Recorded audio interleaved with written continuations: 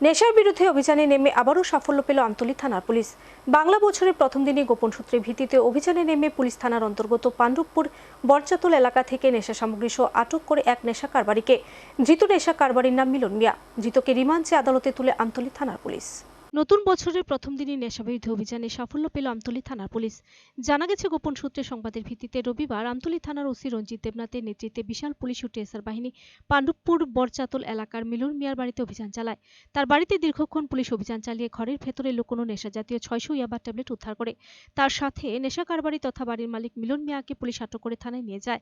Police জানিয়েছে, মিলন মিয়া অন্যত্র পাচারের উদ্দেশ্যে তার বাড়িতে নেশা জাতীয় এই ইয়াবা ট্যাবলেটগুলি মজুত রেখেছিল। সাংবাদিকদের মুখোমুখি হয়ে আমতলী থানার এক পুলিশ আধিকারিক জানিয়েছেন, ধৃত নেশা কারবারি মিলন মিয়ার বিরুদ্ধে পুলিশ একটি এনডিপিএস মামলা হাতে নিয়ে অভিযুক্ত নেশা কারবারিকে জোর জিজ্ঞাসাবাদ চালানো হচ্ছে। সোমবার ধৃত নেশা কারবারি মিলন মিয়াকে পুলিশ রিমান্ডে আদালতে প্রেরণ করা হয়। পুলিশ আশা করছে, নেশা কারবারি মিলন মিয়াকে পুলিশ হেফাজতে এনে জোর জিজ্ঞাসাবাদ চালালে নেশা কারবারির মূল মাস্টারমাইন্ডে জালে তোলা সম্ভব হবে। পাশাপাশি পুলিশ আধিকারিক আরও জানিয়েছেন, যখনই পুলিশের কাছে এই ধরনের গোপন তথ্য আসবে তখনই তারা সক্রিয়ভাবে এই ধরনের অভিযান জারি রাখবে। আজকে সকালবেলা নির্ভরযোগ্য একটি গোপন খবরের মাধ্যমে আমরা খবর পাই যে পাণ্ডবপুর বরচাতল এলাকার একজন মিলন মিয়া, বাবার নাম হলো ওয়াহিদ মিয়ার বাড়িতে প্রচুর পরিমাণে ইয়াবার ট্যাবলেট সঙ্গে গাঁজা এবং অবৈধ যেগুলো নেশাজাতীয় জিনিস মজুত রাখা আছে। এই খবরের ভিত্তিতে আমরা তার বাড়িতে তল্লাশি করি।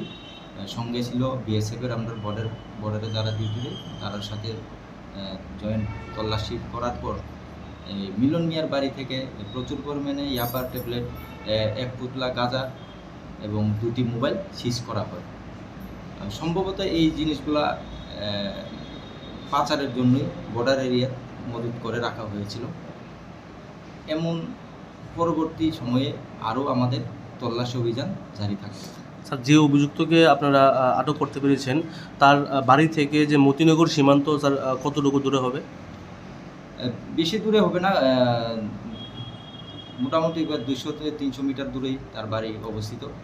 তাই পাচার বাণিজ্য সে চালিয়ে যাচ্ছিল এবং যে অভিযুক্ত ঘরের মালিককেও আমরা আটক করি। স্যার, প্রাথমিক জিজ্ঞাসাবাদে যে অভিযুক্ত এখন আপনাদের গারদে আছে সে কি অন্য কোনো নাম বলেছিল? না, আপাতত কারোর নাম বলেনি। তদন্তের মাধ্যমে এটা নাম জানা হবে, বের করা হবে, তদন্তের পরে লেখা হবে। আমরা জাস্ট একটা তদন্ত কেস রেজিস্টার, এনডিপিএসে কেস রেজিস্টার করার পর তদন্ত করা হবে। তখন আমরা যারা আসল রহস্যটা উদ্ঘাটন করব।